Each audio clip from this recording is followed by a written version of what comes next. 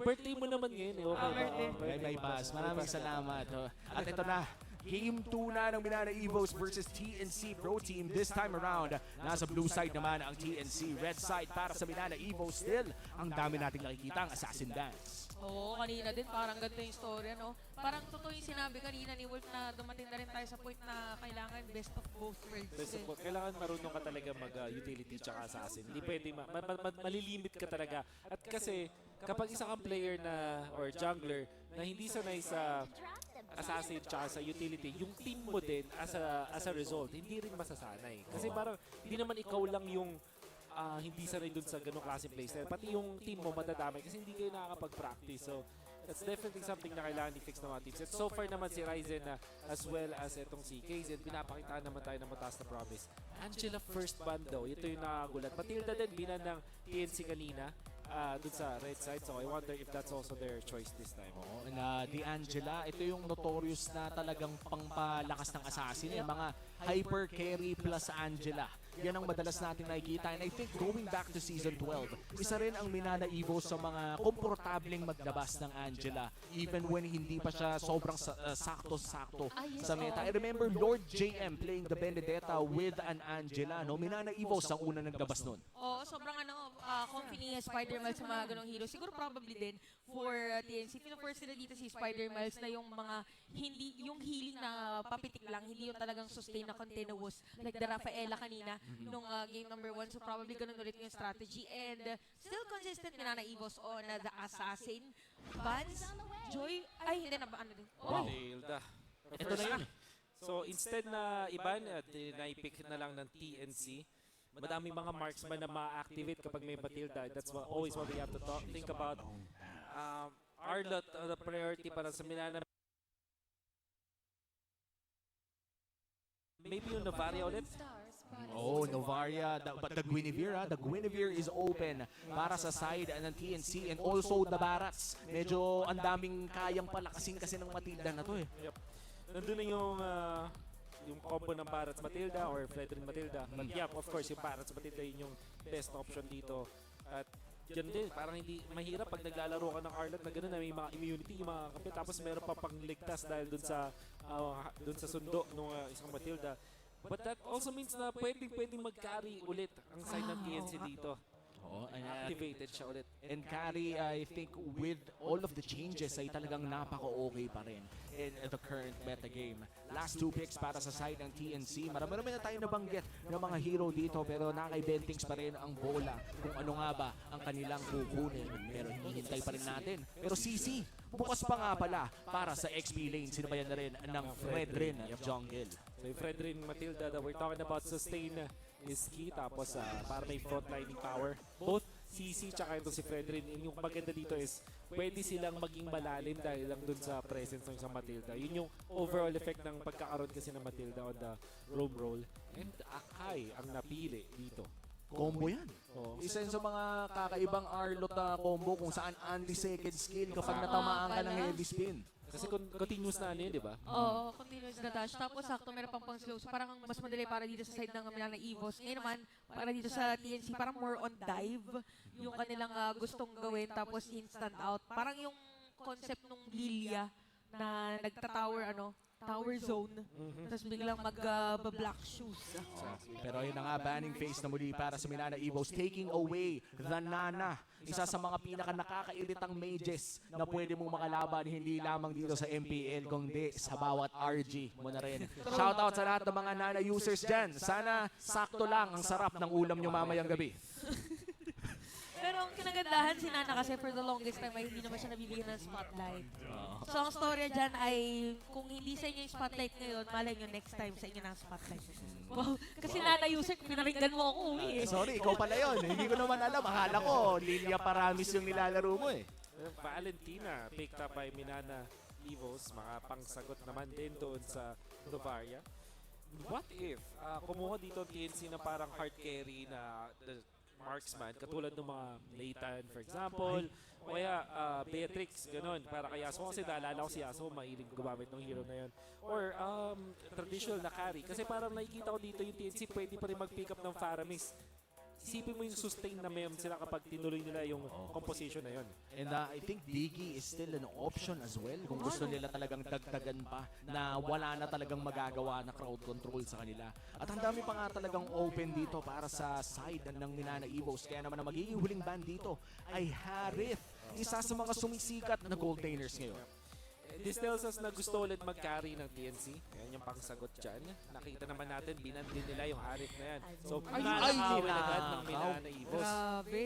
Which, you know, honestly, pwede sila yung pwede bumalik doon sa Clint. So, hard carry pa rin. Baliktad nandun pa rin, naman, no? Baliktad. And then, yung Faramis na sinasabi natin na ayaw din katapat na isang carry. Carry wants to burst people down and then presence nung Faramis ultimate, the Netherrealm ay malaking bagay. Yeah, the Nathan as well na nabanggit mo kanina, Wolf is still open to take for TNC Pro Team. And kung sasabayan ito ng Faramis na nabanggit mo, ay talagang mahihirapang makahanap ng kills ang Minana Evos with that Netherrealm. Chantel, ano pang basa mo dito? Feeling ko maganda talaga yung Faramis eh. Sa TNC para regardless, di ba, gusto mo pang dive. Oo. Pwede mong gamitin eh. Usually naman yung Netherrealm, hindi lang siya yung pang instant na pagka teamfight na pang maramihan. Pwede mo siyang gamitin pang secure ng kill sa other lanes pag early game. Ay. Sana! Vex. Open pala si Idol. Oo nga pala, Vex. Sana. Kailangan ng dive ng Minana. Either Yuzong o kaya nakikita natin Lapu-Lapu. Although may Arlot na sila, baka hindi maging enough yung dive na yun. Syempre, kailangan din ng isang frontliner for team. Meron naman na silang Akai. So maybe another attack hero like Tigreal Ay, siguro. Para sa Minana Evos, may konting sustain din. Or baka balik sila dun sa Rafaela. Ganun din naman yung idea pang frontline. That could be the option. And kung titignan natin ang stat line mula kay Vexana, no, pre-rework ay 5 times lamang nagamit. So kung may Rise of the Dead ang TNC, may Back from the Dead naman ang Vexana na talagang sumikat after the rework. But as you guys said, the Rafaela locked in for Minana Evos, which means confirmed na Jungle Akai ang makikita natin sa side ng Minana. Spider Miles Special ang mga utility heroes at babalik pa rin sila doon. Ang malaking benefit nito syempre doon sa mga burst at pang-check din ng mga bush. Ang problema, sinabi natin sa side ng Minana Evos, kulang sila ng dive. Arlot might not be enough unless may malupit na naman tayo makitang ulti mula kay Kirk with Flicker tsaka Final Slash. Pero ang dami kasing nandun sa may likod. You still have that Vexana, pati yung Bruno na nagdi-deal ng poke damage, nuke damage. And then, yung Matilda pang ligtas. Oo, parang ang hirap din talaga manghuli kapag may Matilda. And I do think that right now in the current metagame, Matilda is still, if not for the Minotaur, no, parang isa siya sa mga pinaka, I would say, potent na roamers entering game number 2. And speaking of game number 2, parang parehas din na yung teams natin ay magkaroon ng mabilis na plays. So, interesting kung paano magiging initial rotation ng mga XP laners coming into the turtle objective. Oh, yung turtle talaga, first turtle, around that XP lane. Napaka-importante na level 4 ang ating mga XP laners dahil impactful ang kanilang mga ultimate. And this time around, the CC versus, I think, the Arlot, hindi kasing impactful ng final slash yung Yo-Yo Blitz eh. Oo. Just comparing, no? Pero kung 1v1 at pataganan lang, nako, nandyan talaga ang staying power na CC. And then, mga outplays. And by the way, binabati ko pala si nanonood ngayon si Iwa Motors mula sa Tanya Markova. Shoutout sa'yo, boss. Oy, Wow. wow. Shout out mga boss. Ayun na. Ayun na nga. Ito na yung sinasabi natin na mga early game pa lang Curse Blast for Hatred during that moment. Ramdam mo na ang sakit ng isang Vexana. So isa siya sa mga pwedeng possible na target later on ni Kirk from Minana Evos. Kasi parang di ba ang hirap yung dash kasi ng Arlot, hindi naman minsan tatamaan ng Deadly Grasp. Oo, tsaka yung overall composition dito ng Minana Evos ay napakabilis na naman umikot dahil nga sa Rafaela. And I do think that Spider Miles holding this Rafaela, ito talaga yung totoong comfort pick niya. I think most of the Spider Miles games na pinanood natin, talagang Rafa Gods. Kung baga kung si Venus ay Estes, si Spider Miles ay Rafaela. At yung maganda kasi dun sa Rafaela ngayon sa meta natin, may focus talaga sa mga marksman. Alam naman natin isang enabler, I guess, is the word that I'm looking for para sa mga marksman ngayon.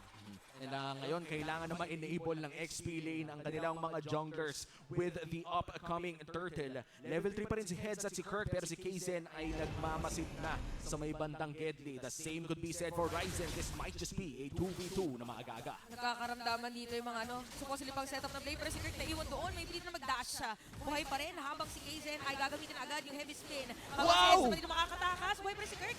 Pero nga natin naman doon ng ultimate, pero yung damage ay not pa enough para makasecure ng kill against them at pwedeng dumiretso ngayon sa turtle objective dahil nga naman yung ultimate ni Kaizen ay nagamit na. The fact na may sustain nga kasi dito sila Heads, kaya pa nila bumalik dun sa may turtle. Look at that poke coming out from Hatred. Binabalik ng TNC yung ginagawa sa kanila kanina. Oo, and TNC securing the first turtle of the game after a great play in the XP lane. Kumbaga, pinoproblema natin yung final slash, hindi pa uwiin muna natin yung may final slash before we get that turtle. TNC once again securing an early game lead. Oh, talagang nakuha na ng TNC yung kanilang sabihin na natin tempo in terms of early game. Kailangan naman dito is ma-maintain ulit yung kanilang play against Minana Evos.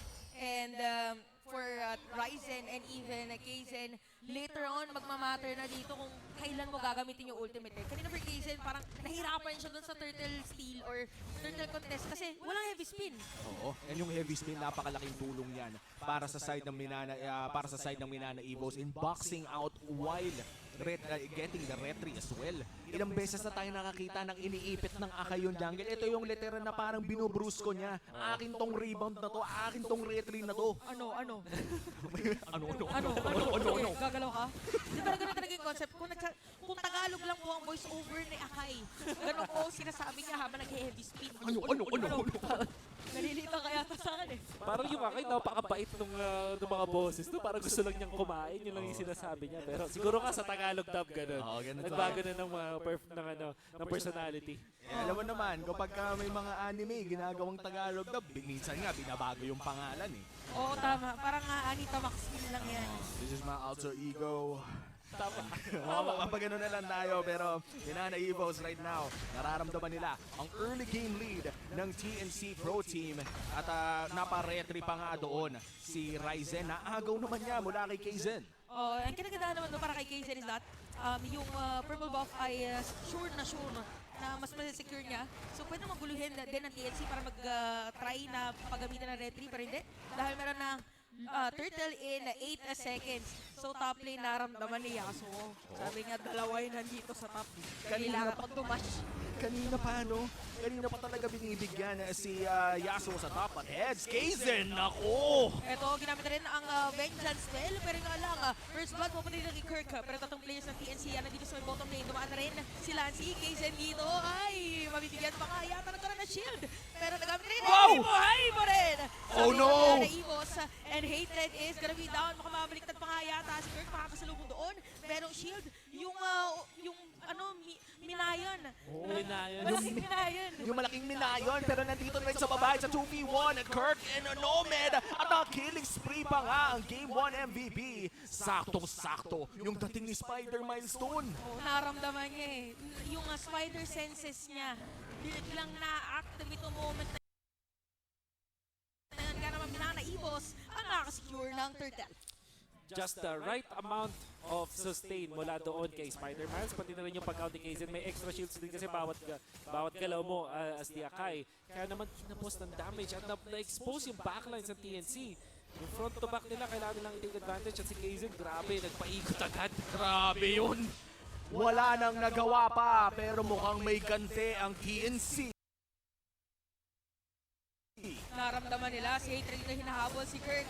Sinomed na doon sa iba ng Getty. Pero si Kirk, nakita natin ito kanina. Magkakaroon ng final slash. Pero shutdown na para ito kay Hatred. Habang si Kaizen, unti-unting hinahabol dito ni Nomad at ni Ryzen. Pero mukhang makakatakas pa rin kasi kulang sa Hindi yata binigyan. Ito ko pa napakakunat na sabi ni Hatred, I have to burst. Gitnang-gitna pa talaga yung Appraiser's Wrath and now Minana Evos. Mukhang napasobra lang ng slight ng pagstay doon sa baba. Definitely, an overextension mula dun sa Minana Evos. Nakakuha sila ng isang kill kay Heads na 2 beses na napatumba. Kaso, dalawang kills din yung kanilang naibigay at death pa yun kay Kaizen. ayaw mo kasi malulugi ka sa levels kapag ganun. However, lamang pa naman ang Minana Evos. In fact, yung lahat ng pressure na napunta dun sa may bottom lane, ang nangyaring resulta is nakapag-farm ng tahimik at mapayapa si Doming. Paldo na naman. 5K ngayon, 1,000 ahead of his competition. At napakaganda na nakuha agad niya ang kanyang golden staff dahil ang laking power spike niyan para sa carry. Now, Minana Evos holding almost a 2K gold lead para sa side nila. Ito na ata yung oras para i-secure ng mas maaga ang objective na Turtle, pero nasa kabilang side pa sila ng mapa. Oo, ito na yung sinasabi natin na pwede silang mag-5-man objective. Ika nga para dito sa ating players ng Minana Evos. Now for TNC, maganda din yung line. Alam mo yung offensive na more on offense-centric rather na type of hero composition. Nagamit na rin dito yung Circling Eagle. Aray! Nagulat na naman tayo para badminton play. Pinakita dito. Wow! Meron pang serve na ginawa doon sa ilalim ng tore habang nagamit na rin yung Eternal Guard. Ibig sabihin, Minana Evos, walang panggulo doon sa pag-post ng objective. Si Yasuo pa, kamuntikan na rin habang si Casey dito makawala ng buhay. Wow! Pero look at that sustain from Spider Miles. Kaya naman TNC, sila pa rin ang makakasecure ng Turtle. Initially, napakaganda na ng engage mula sa Minana Evos, pero paano nga ba na-secure ng TNC ang Turtle na yon? Started dun sa pag-bait nila sa Minana Evos na mag-overcommit. Pero mukhang si Doming yung target nila dito. Ay, naku po si Nomed. Nomed is an island. Nakakita siya, sinamahan siya ng mga players ng Minana Evos. Nag-iisa naman nga ba, Island at binadminton play na ni Kirk. Now 4-1-1. Pero dahil nagro-roam na ng madalas si Kirk, nakatore naman si Head sa baba. Makita natin yung play dun sa mid din si Nomad. Gumamit ng flicker para itas yung sarili niya, pati si Hatred dahil nadamay na rin. Uy, si Ryzen dito, mahuli nila. Pero nakita natin, nandun na yung damage from Minana Evos. Pero ang daming mga skills na nagamit. Si Heads na yu. Pero aalis lang muna sila doon against Minana Evos. Kung napapadalas ng scroll mo sa TikTok, Chandel yun yung official song ni CC. Nag-stream kasi siya. Pansin ninyo, ano yan parang naisulat. Nung nilabas si Sisi, nasakto yung yu. Tapos may nag-e-edit na yu. Tapos bukod pa dyan, yung may mga team song. Paborito ko yung kay Granger yung bibigyan ng discount. Yun yung kaso ang tagal nating makakita ng Granger dito Mababa ang chance, hindi pa tayo nakakita talaga ng Granger. TNC, Luke Eagles ngayon ng 3,000 at ganoon din sa levels. Mas importante sa ngayon yung levels para dito kaya Ryzen. So, they definitely need to get kills. Oh no! Grabe. Speaking of kills, si Kirk yata ang una na mapapatay pero nailaglag na doon ang Appraiser's Wrath. Kirk is down at saktong-sakto doon yung pagkakapasok ni Nomad with that Circling Eagle habang si Kaizen nagpo-poke lang pala ng tore doon sa may middle lane. Ang ganda ng chain crowd control na pinapakita ng TNC dito. Ito yung hinihintay nilang matapos yung full duration para hindi na talaga makagalaw si Kirk dahil nakita naman natin ang kapasidad ni Kirk, especially on this Arlot. Kahit low HP na, bawal mo maliitin. However, yung macro ng Minana Evos, ang tahimik lang pero nakapag-split push sila. Kunwari itong mid lane, nung nagkaroon na clash dun sa may bandang crab, ang ginawa ni Kaizen was to actually pressure the mid lane. And then top lane, nandun si Novaria at naipin pa nila si Ryzen. Naku, sakto po sa tabi ng Lord nakuha dito si Ryzen. Di Minana Evos. Ito na yung perfect time para sa kanila na kumuha ng Lord Objective habang si Nomad doon ay kamuntikan pa dahil nangalahati ang kanyang buhay. Hatred nakatago. Nag-aabang ng pwedeng makuha against the players of Minana Evos. Ginamit din ang first kill pero si Yasuo hindi na makakakuha ng kill. Double kill na para sa kanya. Flicker out para kay Nomad. Kalahati yung Lord pare-reset. Okay. At mag-clear na lang muna ng minion wave. Dito ang mga players ng TNC. Kaizen with the great play pero may counter set na nagmula dito kay Hatred. Kaya naman TNC ngayon ang magsisimula ng ating first Lord of the game. Great patience play mula dun sa kay Hatred. Ang ginawa ng Minana Evos, ginamit nila yung Astral Echo. However, sinabayan nila yung paglalakad ng Echoes, which means na hindi talaga nila alam na nandun si Hatred. Then, Hatred with the plane as we saw. Kasi parang doon lang, nung pagkaspat ni Spider-Man sa kanya, gamit yung skill pang-scout ng isang Rafaela, doon lang nagparandam si Hatred. Lancy hinabol sa kabilang galaxy pero makakatakas naman pala.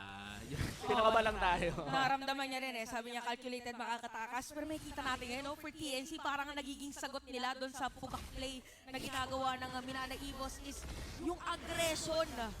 Talagang kung sino pwedeng bigyan, binibigyan na nila agad. Yun o, napakagandang ultimate na nagmumula kay Hatred. Nakikitang-kita sa replay. Yun yung nagbigay sa kanila ng Lord. I would say, kumbaga, Lord na dapat ng Minana Evos, but because of that play, ay napunta pa sa kanila. This time around, mukhang magbabalik ang ating Goldie to just 1,000. Napakaganda paghabol dito para sa TNC. Pero mabilis naman na madedepensahan na Minana Evos yung Lord. Pero yung timing dito ng skills pala, yung talagang kita-kita natin na nag-e-excel for TNC na kailangan naman ma-counter ng Minana Evos coming to this game. Ginamit na ang Astral Echo. So marireveal ko nasaan si Yasuo. Takabahan pa doon ng Astral Recall. Kaya naman aalis mga players ng TNC. Tapos si Heads nandun sa may top lane. Sisira pala ng Torre. At napakabilis din mag-push niyang CC kasi pwede yung yo-yo blitz sa Torre kapag mag-isa. Pero pag may tumabing hero doon, lilipat yung yo-yo. Mabilis na din. Nakakairitang mag-push pag yun. Pero pag mag-isa, wala talagang counter. And look at this. The damage dealt coming in from Hatred Wolf.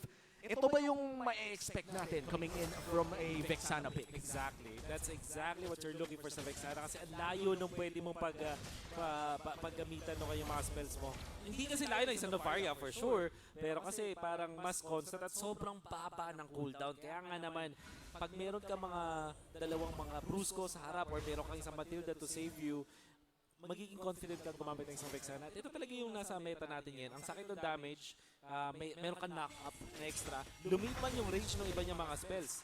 Hindi na ganun kalaking problema kasi malakas pa rin naman yung damage output mo. And looking at the Lord advantage, 1,000 lamang ang nakuha doon ng side ng TNC pero napaka-crucial niyan to put the lead, the goal lead of Minana Evos just back to 1K. Pero mukhang kumukuha na naman ng Torre ang Minana. Talagang nagmamadali sila in terms of pushing those waves. Oo, tsaka no, yung madali nila, okay, nandiyan na sila, kailangan natin umalis dito.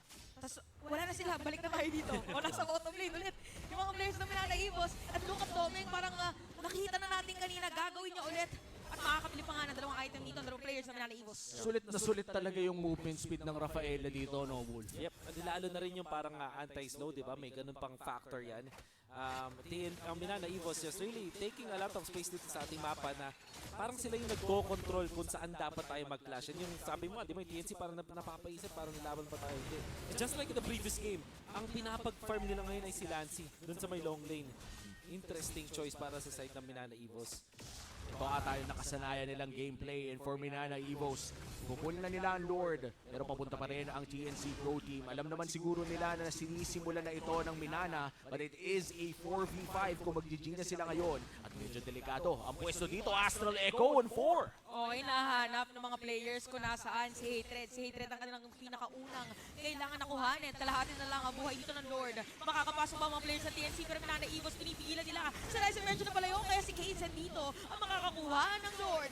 Nasaalis na muna sila, kailangan ng dumipensa. Pero ito sabi ni Nomad tsaka Yasuo, kailangan ko munang bumato ng ultimate ko. Disengage lang agad after securing that Luminous Lord and Minana Evos. Napaka-disiplinado nila maglaro. Ganda nung ginawa doon ni Lancy doon sa may mid lane kasi tumama nga sa apat, di ba? Tapos na-poke nila at na-confirm yun ng Minana Evos. Yung info na yun, nagbigay sa kanila ng signals na i-burst yung Lord.